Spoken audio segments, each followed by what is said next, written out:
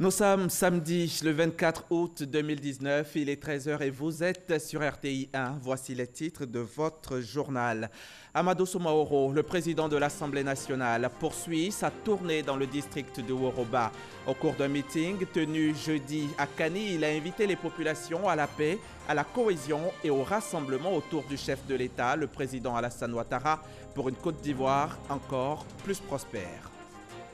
Le premier congrès extraordinaire de l'UNJCI, l'Union nationale des journalistes de Côte d'Ivoire, se tient ce samedi à l'amphithéâtre de l'ISTC. À l'ordre du jour, l'élection du président de l'Union. Les 543 électeurs sont appelés à choisir entre Lance Touré, Franck Etienne et Jean-Claude Koulibaly pour succéder à Moussa Traoré. Yerevan est la plus grande des villes d'Arménie et sa capitale depuis 1918, la 12e depuis les origines de l'Arménie. D'une petite bourgade de quelques milliers d'habitants sous la Première République, elle devient en moins de 50 ans le principal centre culturel, artistique et industriel du pays. Découverte de Yerevan dans 10 minutes avec Éric Goré. Amadou Soumaoro poursuit sa tournée dans le district du Woroba. Hier, c'est à Kani que le président de l'Assemblée nationale a déposé ses valises. Là encore, c'est un message de paix et de cohésion qu'il a transmis aux populations. Un hommage a également été rendu au chef de l'État et au gouvernement pour les actions de développement dans le district. Le témoignage de Moussa Konaté pour RTI. Kani, située à 53 km de Séguéla dans la région du Ourodougou, la ville a fière allure. Des poteaux électriques le long des voies, des réalisations qui contribuent au bien-être des populations. Le taux d'électrification a beaucoup augmenté, le nombre d'écoles qui a augmenté considérablement et également le bitumage de l'axe Kani-Boundiali. Je crois que cela constitue pour les parents un grand soulagement pour l'écoulement de leurs produits. Pour toutes ces actions, les populations de Kani témoignent leur reconnaissance au chef de l'État et à son gouvernement à l'occasion de la visite du président de l'Assemblée nationale. Elle s'engage à se tenir aux côtés du président Alassane Ouattara pour la mise en œuvre de son programme social. Considérant les grands projets à impact social avéré, entrepris et en cours dans le département de Kani, nous, population du département de Kani, remercions le président de la République, son Excellence Alassane Ouattara, président du Rassemblement des Oufétistes pour la démocratie et la paix, à l'instar de toutes les régions du Woroba. Réaffirmons notre engagement ferme et solennel pour l'aider à relever tous les défis des échéances de 2020 et au-delà. Rassuré de cette confiance au chef de l'État, le président de l'Assemblée nationale lance donc un appel à l'unité des fils et filles de la région du Ourodougou. Si aujourd'hui la Côte d'Ivoire vit en paix, c'est grâce à lui. Si aujourd'hui la Côte d'Ivoire est au travail, c'est grâce au président de la République. Si aujourd'hui toute la Côte d'Ivoire est en chantier, c'est grâce à son génie. C'est pour cette raison que je voudrais demander aux cadres de ma région de taire toutes les petites querelles inutiles de positionnement, parce que c'est Dieu qui positionne. Si nous sommes unis, si nous sommes rassemblés derrière le président de la République, je suis convaincu que notre région tirera. Chères sœurs, je voudrais vous prier de n'écouter aucun autre discours que le discours du développement, que le discours de la paix, que le discours de la cohésion sociale du président Alassane Ouattara. Cette rencontre avec les populations de Kani marque la troisième étape de la tournée du président de l'Assemblée nationale dans le district du Woroba. La tournée va s'achever à Séguéla, chef-lieu de région du Ourodougou. Les vacances scolaires, c'est bientôt fini. Comment les élèves passent le moment? Des voyages, du sport, de la culture. Un autre groupe participe même à des cours de vacances. Mais dans quel intérêt? Élément de réponse avec Sephora Zegui et Grace Kando. Exercice de mathématiques pour les uns, évaluation d'anglais pour les autres. Élèves et enseignants s'attellent à résoudre différents exercices, chacun dans sa classe. Pourtant, ce sont les vacances, mais ils ont décidé de consacrer leur matinée à ces cours de vacances. Considérés à tort ou à raison comme fastidieux et encombrants pour certains parents, les cours de vacances ont cependant un intérêt. Les vacances, ce n'est pas le repos absolu. Même si on se repose, il faut garder un contact avec l'école. Et les cours de vacances sont vraiment les bienvenus pour permettre aux enfants de garder cette main-là et de reprendre l'année scolaire en toute tranquillité. C'est pour permettre à l'enfant d'avoir un peu une idée de ce qu'il doit faire pour l'année prochaine. Mais il ne faut pas obliger l'enfant, puisqu'il s'agit juste d'un recyclage. Au-delà des avantages intellectuels, la période des cours de vacances reste une occasion pour ces enfants de se faire de nouveaux amis, mais surtout de revisiter leur manuel scolaire et renforcer leurs capacités. C'est important pour moi parce que je veux mieux réussir mon année scolaire. Rester à la maison aussi, c'est ennuyant. En classe de 4 ans, je n'ai pas pu anticiper les mathématiques, les physiques. J'ai un peu le mal avec les calculs, donc je vais au cours de vacances pour pouvoir mieux me préparer. Au lycée moderne de Cocody, où se déroulent aussi ces cours, Anissé, enseignant, explique l'importance des cours de vacances. C'est pédagogique dans la mesure où c'est un travail qu'on fait en vue de préparer l'année scolaire. Et donc c'est bon de revenir sur certaines valeurs, sur certains points de grammaire, afin de préparer les élèves à affronter la nouvelle année scolaire. Malgré leurs intérêts, les cours de vacances sont rechignés par quelques personnes. Elles en donnent les raisons. Pour moi, ce n'est pas vraiment nécessaire. Parce que les vacances sont faites pour que les enfants puissent vraiment se divertir, se reposer. Aucun de mes enfants n'a déjà fait de cours de vacances, mais ça va. Je pense que les vacances sont faites pour se reposer. On a été trop chargés pendant l'année scolaire. Patrice Siloué, directeur de la pédagogie au ministère de l'Éducation nationale, de l'enseignement technique et de la formation professionnelle, situe sur les avantages et les réserves de ces cours pendant les vacances scolaires. Les cours de vacances que les parents donnent à leurs enfants les fatiguent un peu. En tant que spécialiste, leur dire de faire attention, de ne pas gêner le repos. Dans certains pays voisins, c'est plutôt des étudiants, donc ils ne sont pas des enseignants encore bien formés, qui prennent les élèves. Et donc, ces étudiants sont très proches des élèves en tant que, vous voyez, ils ne sont pas comme les parents ou bien comme les enseignants. Et ça facilite le jeu, les enfants sautent partout et ils apprennent plein de choses. Si on va dans cette direction, c'est la bonne. Mais si on va dans une autre direction, ce n'est pas la bonne direction. Si les cours de vacances sont importants pour les enfants, ils le sont aussi pour les enseignants du privé, car ces cours leur permettent de ne pas vivre de plein fouet le chômage technique. Je vous le disais en titre, le premier congrès extraordinaire de l'UNJCI, l'Union nationale des journalistes de Côte d'Ivoire, se tient ce samedi 24 août. À l'ordre du jour, l'élection du président de l'Union. Le vote se déroule depuis 9 h ce matin à l'amphithéâtre de l'ISTC Polytechnique de Cocody, près de la RTI. Et 3 candidats sont en lice pour succéder à Moussa Traoré à la tête de l'UNJCI. Ils sont 543 journalistes électeurs à se rendre au bureau de vote ce samedi à Abidjan pour élire leur nouveau président du conseil exécutif et leur nouveau président du conseil d'administration. Nous avons 3 candidatures au conseil d'études, 4 candidatures au conseil d'administration. Tout cela se trouve sur un bulletin unique. Tous ceux qui devaient être absents aujourd'hui sont venus retirer eux-mêmes leur procuration. Ce qui fait que le secret du vote est toujours conservé. Le renouvellement des instances de l'Union nationale des journalistes de Côte d'Ivoire, UNJCI, avec ce premier congrès extraordinaire, relève de la maturité et d'une importance capitale pour la corporation. Il était très important que nous soyons là, après l'incident qui s'est passé la dernière fois, pour venir ensemble faire le toilettage et repartir sur de nouvelles bases pour montrer que le journaliste reste attaché aux valeurs démocratiques. C'est le signe de la maturité, parce que lorsque vous constatez que les journalistes se déplacent eux-mêmes et qu'ils laissent maintenant les procurations derrière eux, c'est un signe de la maturité.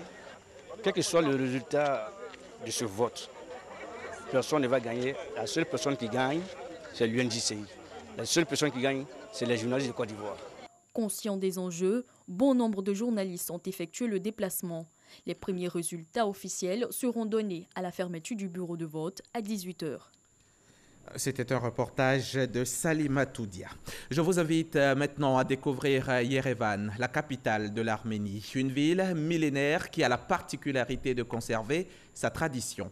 De passage sur place lors du 17e sommet de la francophonie, notre reporter Éric Goré a été séduit par Yerevan et tout ce que cette ville singulière a à offrir aux milliers de touristes qui chaque année vont la visiter. Carte postale de Yerevan avec notre guide du jour, Éric Gorébi.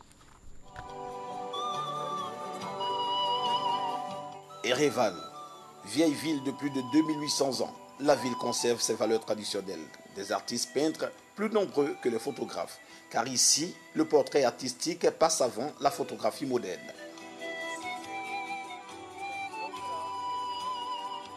À tous les coins de rue, les œuvres sont exposées, comme ici, dans ce jardin public.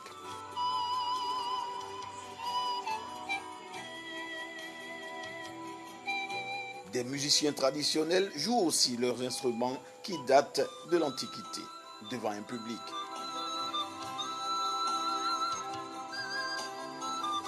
Le ministre Bandama Maurice, présent à Yerevan pour le 17e sommet de la francophonie, veut se servir de toutes ces richesses culturelles de ce pays. C'est un pays qui a plusieurs sites inscrits au patrimoine mondial de l'UNESCO. Vous avez pu voir la façade du centre de conférences, des œuvres d'art, des sculptures.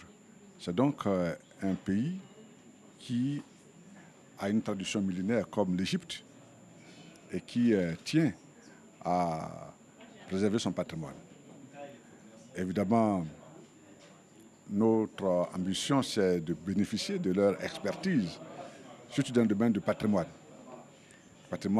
matériel, sur le domaine de l'archéologie.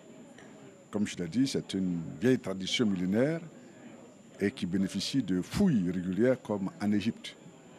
C'est vrai que c'est un pays qui est très éloigné de la Côte d'Ivoire, mais il bénéficie quand même d'une expertise et qui peut aussi nous profiter.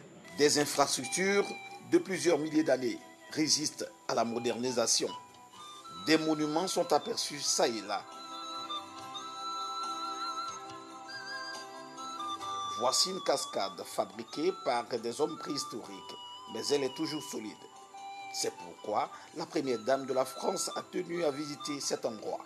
Accompagnée de ses collaborateurs, Madame Macron a pris du beau temps à regarder de très près cette construction préhistorique. C'est un reportage de Éric Goré pour RTI 1, mais c'est à revoir sur rti.ci et sur tous nos réseaux sociaux. La Côte d'Ivoire a aussi de belles choses à offrir côté tourisme, notamment la Fatchoué en pays Atchan. C'est la fête de génération et des classes d'âge. Jeudi dernier, Songon Dagbe a vibré au rythme de cette célébration qui marque l'accession au pouvoir de la génération Tchagba. C'est un pan de notre tradition à suivre avec Jean-Marc Djadji et Issa Chonayeo.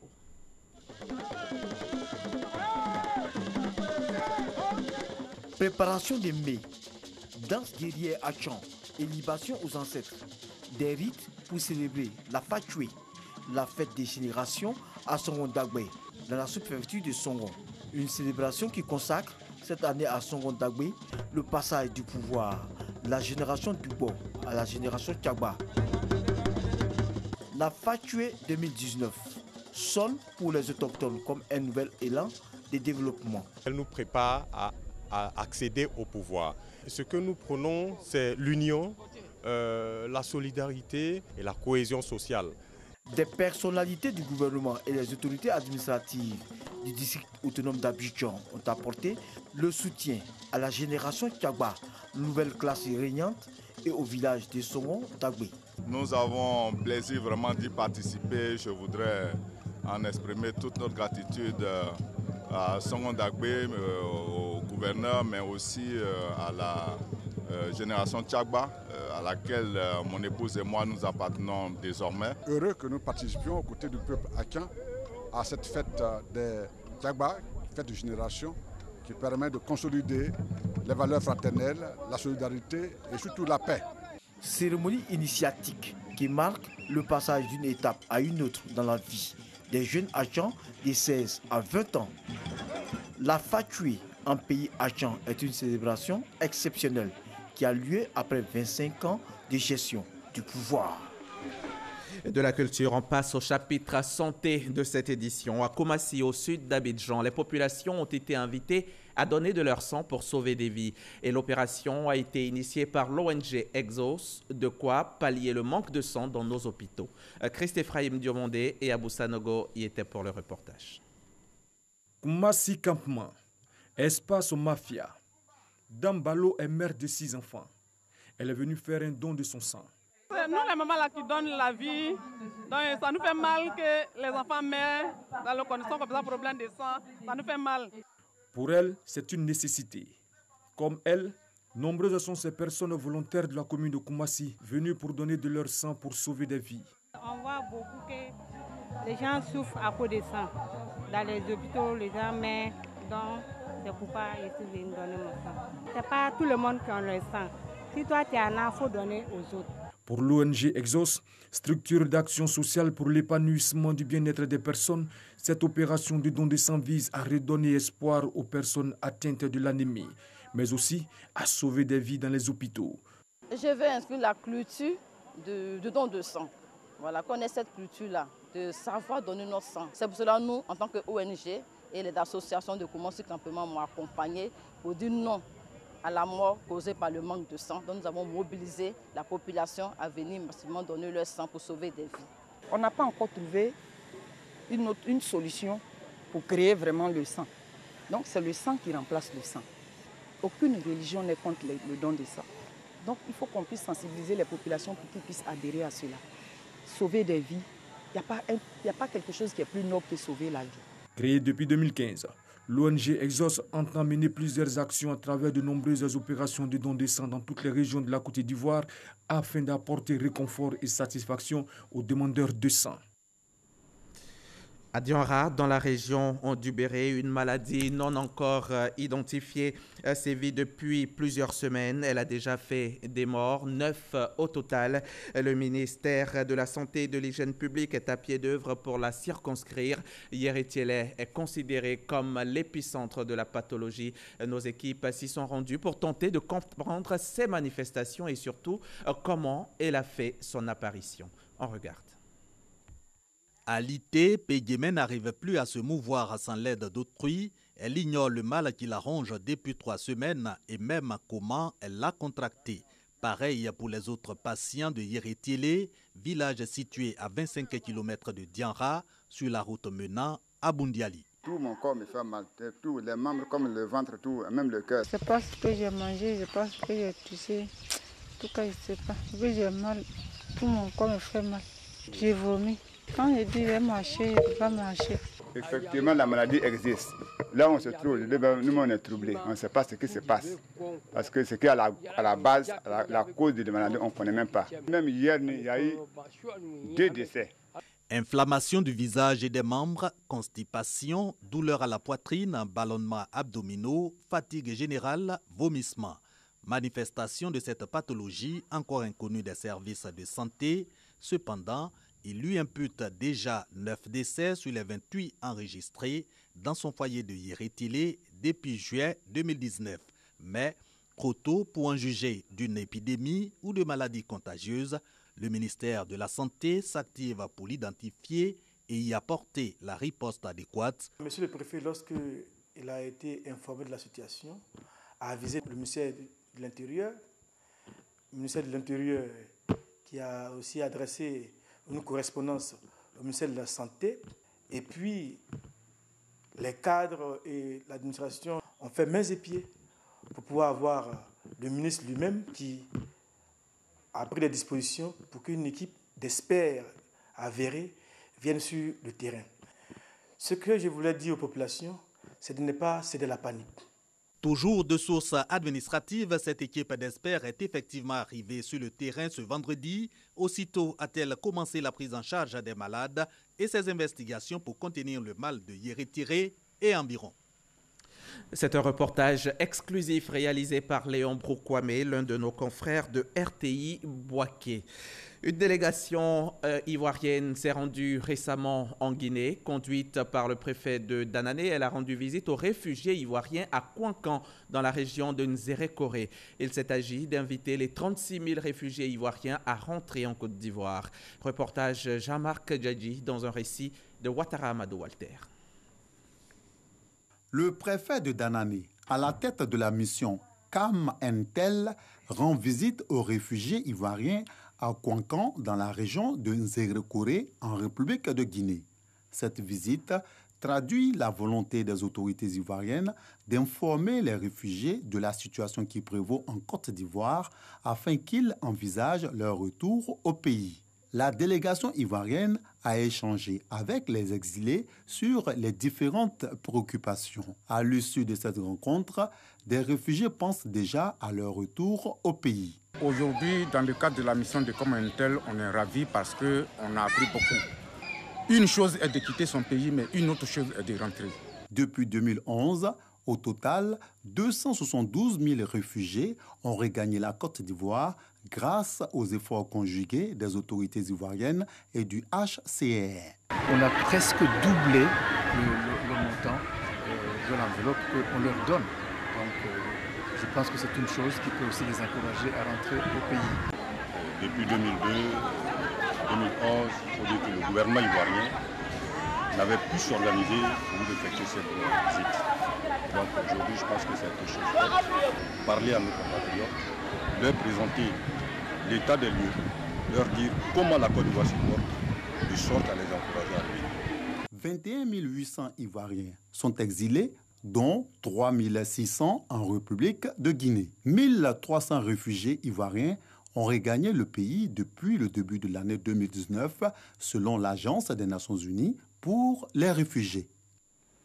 Vous l'avez compris, ce sont donc 3600 réfugiés ivoiriens qui sont en Guinée. À présent, le chapitre religion de ce journal. Et c'est à Lourdes, en France, que je vous amène. Sur place, comme chaque année, le sanctuaire Notre-Dame accueille de nombreux pèlerins à l'occasion du pèlerinage international. Pour cette édition 2019, des intentions de prière personnelles ont été adressées à Dieu par l'intercession de la Sainte Vierge. Le témoignage de Grace Kando depuis Lourdes. Entre le 11 février et le 16 juillet 1858, la Vierge Marie est apparue 18 fois à une fillette de 14 ans du nom de Bernadette Soubirou à Lourdes en France. Le message délivré, priez pour les pécheurs et allez dire aux prêtres qu'ils viennent ici en procession et qu'on y bâtisse une chapelle. Le message est toujours d'actualité. Devenu un sanctuaire marial, ce lieu accueille chaque année des milliers de pèlerins venant de divers pays, dont la Côte d'Ivoire. C'est le cas de Jeanne qui y participe depuis plusieurs années.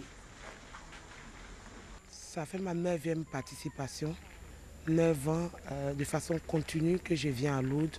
Lorsque je venais à Lourdes, j'avais des problèmes de santé, j'avais des problèmes pour enfanter. Après un premier enfant, je n'arrivais plus à concevoir. Et chaque année, j'ai vu ce que je demandais à la Vierge se réaliser.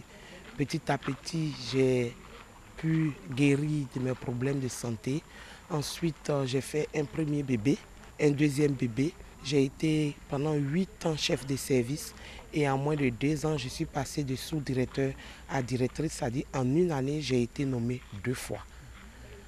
Donc ma vie est un véritable témoignage. En plus de Jeanne, d'autres pèlerins rendent aussi témoignage après leur passage dans ce sanctuaire marial. C'est le témoignage d'une pèlerine qui, dans son foyer, ça n'allait vraiment pas. Quand elle partait d'Abidjan, il y avait des difficultés avec son foyer, son mari qui était déjà parti dans un autre foyer.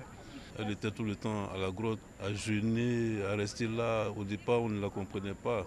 Et miracle des miracles, à notre retour à l'aéroport, ce mari-là l'attendait à l'aéroport. Mais aujourd'hui, elle vit dans son foyer, la paix est revenue dans son foyer. Il y a des choses que j'ai demandées à Dieu, que j'ai obtenues. Mes vœux, mes prières sont exaucées. La preuve, malgré mes difficultés, je peux venir à Lourdes. Ce que je ne peux pas faire de moi-même. Mais par la grâce de Dieu, une personne m'offre depuis plus de 5 ans de pouvoir venir à Lourdes. Le sanctuaire Notre-Dame de Lourdes constitue le plus grand centre de pèlerinage catholique. Il comprend entre autres la grotte, lieu des apparitions, les basiliques du Rosaire et Pie X, des fontaines et des piscines. À Nevers également, il y a eu pèlerinage et les Ivoiriens y ont poursuivi leur chemin de foi dans cette ville où Bernadette a mené sa vie religieuse. C'était également une découverte de l'autre face de Sainte Bernadette. Eugène Atoubé y est notre envoyé spécial. Sous le soleil de Bourgogne, à 9h, au centre-est de la France, les pèlerins ivoiriens vont enrichir leur connaissance de Dieu par la découverte de l'autre dimension de Sainte Bernadette. Ils sont accueillis là où la jeune fille sans instruction, à qui la Vierge Marie est apparue 18 fois, a embrassé une vie religieuse. Le foyer des Sœurs de la Charité de Nevers. Célébrer Bernadette aujourd'hui, pour moi, c'est aller à la rencontre de son Seigneur, de son Créateur, de Dieu, à travers la Vierge Marie. Tout ce qu'elle a vécu, nous vivons ça aussi. Et je pense que ça nous touche de pouvoir être plus proche de Sainte Bernadette qui intercède chaque jour pour nous. Et nous aussi, nous sommes des ambassadeurs de cette bonne nouvelle. À l'espace à Sainte Bernadette, les pèlerins conduits par l'association Notre-Dame de Salut ont montré beaucoup d'intérêt de leur présence à 9h. Visite guidée, messe, prières collectives et individuelles, méditation, recueillement et chapelet à la grotte. Tout un programme au bout duquel les pèlerins prennent un nouvel engagement dans l'affermissement de leur foi. Le chapelet, c'est l'âme de tous ceux qui ont la dévotion pour la Vierge Marie. Aimer la Vierge sans faire le chapelet, ça revient à rien. En fait, Bernadette nous montre bien que toute vie quotidienne est un pèlerinage. Un chemin de foi pour apprendre de plus en plus à aimer, à vivre cette tendresse de Dieu qu'elle a découvert à la grotte de Lourdes. Dans sa chasse en verre, elle a la tête légèrement inclinée. Et pour nous dire, Dieu t'aime, laisse-toi aimer et ta vie deviendra une vie de résurrection. Nevers est une étape nécessaire pour le chrétien dans sa démarche pèlerine quand il y intègre son passage dans les sanctuaires de Lourdes, surtout pour ce que ces deux localités ont en commun. Sainte Bernadette. Des rapports à Jésus par Marie de la Bernadette des Apparitions et Sœur Marie Bernard, la Bernadette religieuse, un trésor d'enseignement pour le chrétien et chemin de foi qu'il est appelé à emprunter dans l'observance de son baptême et en se rappelant toujours la force du chapelet. En étant en communion avec la Vierge Marie, elle nous amène à son Fils Jésus-Christ. Comme Jésus l'a dit, il faut passer par moi pour atteindre le Père. Je pense que pour atteindre la Vierge Marie, il faut passer par le chapelet. Par Marie à Jésus. Osons passer par ce chemin qu'est la Vierge Marie. Et puis par Marie, nous apprenons beaucoup de choses, beaucoup de vertus. La vertu d'humilité et de simplicité. Elle nous enseigne cela. Et c'est ce qu'elle a pu mesurer dans son Fils qu'elle nous transmet, nous aussi, pour que ici, nous en vivons pour la gloire de Dieu.